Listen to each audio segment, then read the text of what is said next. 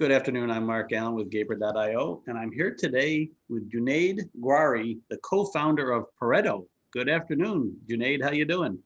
Doing very well. How are you? Good. And I got your name right? That's absolutely correct. Yeah. Well, good. So to start with, can you share a brief background of yourself and your work experience? Yeah, absolutely. I am a computational mathematician by training. I started off my career as a public sector climate scientist, worked for NASA for a short time, transitioned to the public or the private sector as a data scientist, eventually got into tech leadership as a CTO at a analytics and data mining firm called Mark Labs. And since then, I've been managing a crypto asset hedge fund called Pareto Technologies, which I launched after my time at Mark Labs. Wow, that's a lot for such a young man as yourself. So well, now that we're talking about Pareto, tell us what Pareto does. It's probably a little more complicated than just a Bitcoin digital asset company. Who's your Yeah. typical customer and all that stuff? Yeah, absolutely. Just to provide you some context, I mean, I've been involved in some capacity. Myself and my partner, we've been involved with crypto since essentially the inception of it. However, it was actually at a time at Mark Labs where we had a client that essentially had come down the pipeline, and it was an institutional asset manager, and they were expressing interest in allocating to crypto. And at the time, I knew about Bitcoin in the same way that most retail investors do. That we heard about Bitcoin as a hedge against inflation and so on and so forth.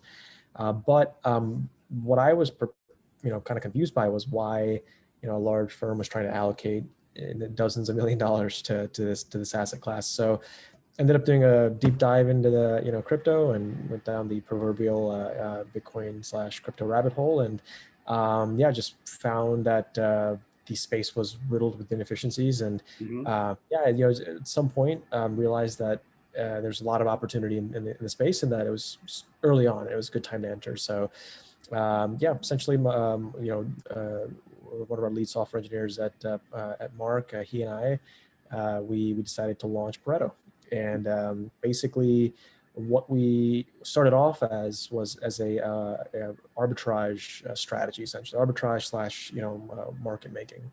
So essentially, we were rectifying pricing inefficiencies across trading venues and exchanges with a software we developed that would sell and buy at opposing exchanges to close that gap, the what's known as like the spread, essentially across the board.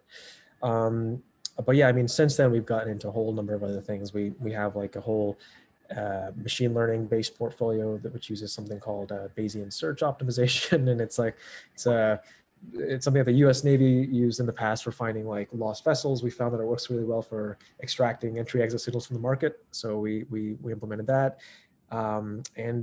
We've started to do quite a bit of discretionary trading. I've developed a number of software tools that are completely proprietary. I've onboarded a portfolio manager and other team members as well. So we've been growing. Very cool. I have to be honest with you. I actually have heard of Bayesian search. My daughter has a master's in theoretical computer science, so she tried to explain it to me once. There you I remember go. I did understand it at the time, but I have since forgotten.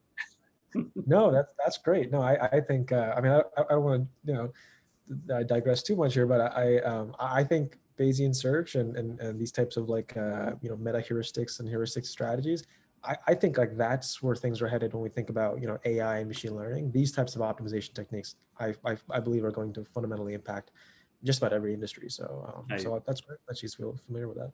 I would agree with that. I'll have to tell her all about your product, and I have to talk to her this week anyway. So what has been your experience with remote employment? When you started Pareto, were you like a 9 to 5 with an office, or did you start as a remote company? We did actually start as a remote company. When we were at my partner and I, when we were at Mark Labs, there we had an office, but when we just decided to launch our own firm, we started remote entirely. I mean, we were already familiar with a number of the productivity tools that I think have become a bit more mainstream now, that weren't at that time. And so, the Slacks and Asanas and the Jiras of the world, we had quite a few workflows down, and cadences set as to how to meet, when to meet, and what to talk about, and so on and so forth. We had been doing it remote for the most part, and So yeah, I think we were prepped for COVID before knowing that it was going to come around. And is it still just the two of you, or do you have more employees now? We do, yeah. We're still a small team, 6 total now. But yeah, we're 6 in total. That's the good thing with alternative asset management, I think, is that on a generally speaking, you can run a fairly lean operation, especially if you're a quantitative fund like us, and grow your assets under management quite a bit in the process. So. And you don't have to have an office, right? I mean, and are all of them in the basic DC area, or are they all around the country? Well, actually, we are a little bit scattered. So we've got someone in New Jersey, partners in DC, well, in Northern Virginia. I'm in upstate New York most days, or Western New York, I guess, is the official location. And then we have a teammate in San Francisco, actually, your neck of the woods, and then one in Miami. And I think that's everyone. Oh, and sorry, one more in Chicago. So yeah. Wow, So you're we're pretty much, you're yeah. circling the whole country, right? I think you need Yeah. someone down in like Dallas or that area just to get. I know, yeah. Like we gotta go for a little bit further south in the Western region. Yeah. So what do you think is the future of remote employment, and what do you think can be done differently to make it more effective? Absolutely. I think honestly, I've been a huge proponent of remote employment since before all this happened. Largely because I mean, from as an employer, what I've always found is that you're able to source talent in a much more strategic way if you hire remotely, because you're not. If you think about if you look at it mathematically, you're not subject to your local population, right? The sample set is much larger, and so now all fields can't do this, obviously, but I think in our worlds, computer science, mathematics, data science, and so on and so forth, engineering, in most cases, it does allow for this. But so the point is that I think that at the time I thought I was mostly alone in thinking this, but now I've been hearing this quite a bit. Is that I believe that the larger firms as well, definitely along with startups and smaller companies, they are going to be tending towards this direction because there are certain geographies that that train different types of folks for different things. Just to give you an example, I know that Toronto had a huge hub of machine learning and AI specialists. I think Toronto has some pretty solid programs around that. So actually, a lot of the Silicon Valley based Googles and so on and so forth, Palantirs and such, they started to hire out of Toronto, and the reason that they did that was because A, cost of living is lower there, and B, the talent is much more aligned with what they were looking for during those cycles of hiring. So I just think that's going to be the case across the board. I think the next wave you're going to see here is coming probably out of Wall Street and whatnot, where you're going to see a lot of these traditional asset managers and banks trying to recruit all over the world for positions that they wouldn't have in the past. So yeah, you can already see it. Fintech is starting to just change dramatically, and I actually think the companies that don't change are going to be left behind. Would you agree? Yeah, absolutely. I actually have I have friends that work for very the classic either government or large corporations. A friend of mine, she works for Barclays, and she was mentioning that I mean some of the things that she was taking me through, that they basically input they interface with Excel in ways that are completely outdated and they really shouldn't be. And frankly, there's certain jobs that are just I mean, it's just a lot of it could be automated, right? So you could be training them to do something else. And but yeah, I mean, there's no impetus to change at large organizations. You have plenty of runway, you're well established. But I think what's interesting about recent events is that the pandemic has really forced large corporations to have to innovate in the same way that I think startups and small companies just have to survive. So yeah, no, I think it's that change is definitely it's going to continue. Yeah, no, I agree, and I've been to Toronto many times, and very large population, so there's a lot of people to draw from there. Yeah, absolutely. And there are some very good universities in the area, so I know that. Yeah, and that's just the machine learning use case. But that, again, there's other there's certain populations that are putting out certain kind of talent, and others that need that kind of talent. So I think that's going to definitely be changing. So yeah. So about 10 months ago, everyone was forced to go remote. You already were remote, right? 100%. It sounded like.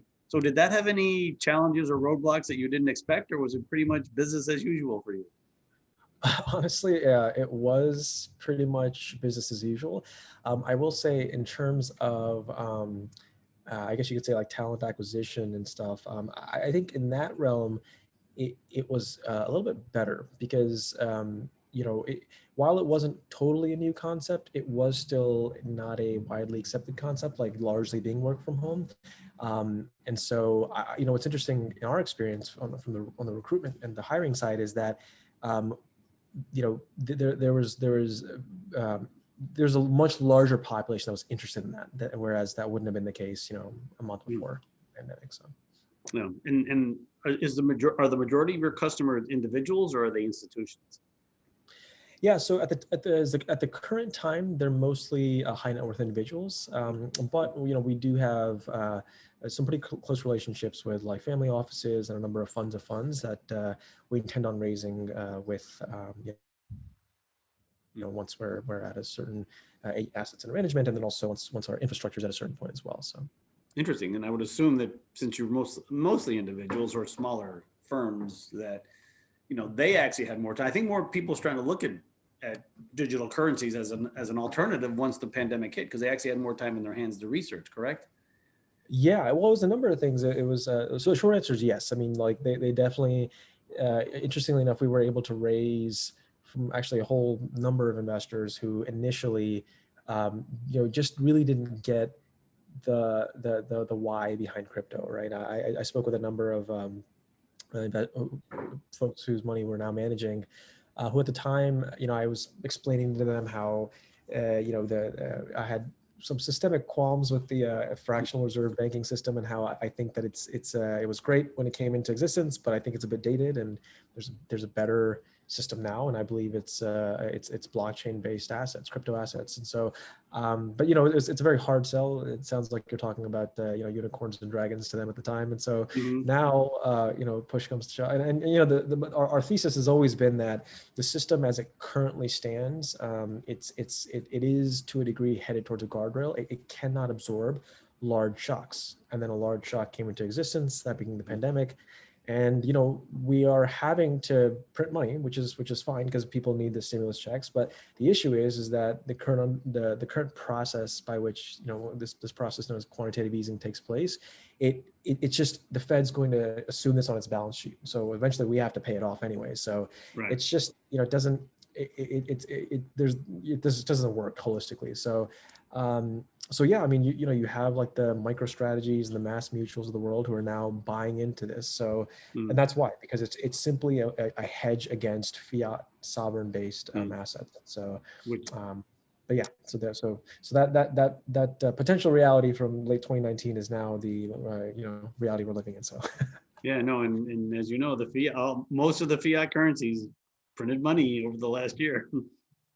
Yeah, because like that's the issue, is that you only have three primary tools. With any central bank has three primary tools, right? It's a interest rate modulation, taxation, so essentially Yeah. wealth redistribution, and then the last one is quantitative easing and money printing. And so none of these tools at this stage are working, and I think that the underbelly of the system that I think most Americans, or really just most people internationally, given that fractional reserve banking is the de facto way of banking, I think it's become a little more apparent to a larger number of folks that it may not be the best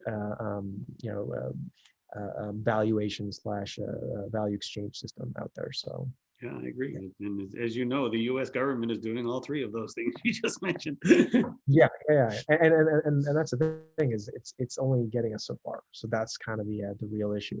And I think one thing I would add is that Bitcoin and crypto, a lot of times people see folks in the space and it's like, oh, well, maybe you're an evangelist of this stuff and whatnot. But really, I look at it bijectively. The way I see it is that my interest initially anyway wasn't necessarily with crypto or Bitcoin. It was that it was a number of things. It was the mathematical flaws with the fractional reserve system, but it was also the fact that the optionality aspect of it. You might have an Android, I might have an iPhone, or vice versa. We have options with everything out there, but somehow we've grown to just accept that how we store and exchange value is just it's done through fiat assets that are issued by a sovereign.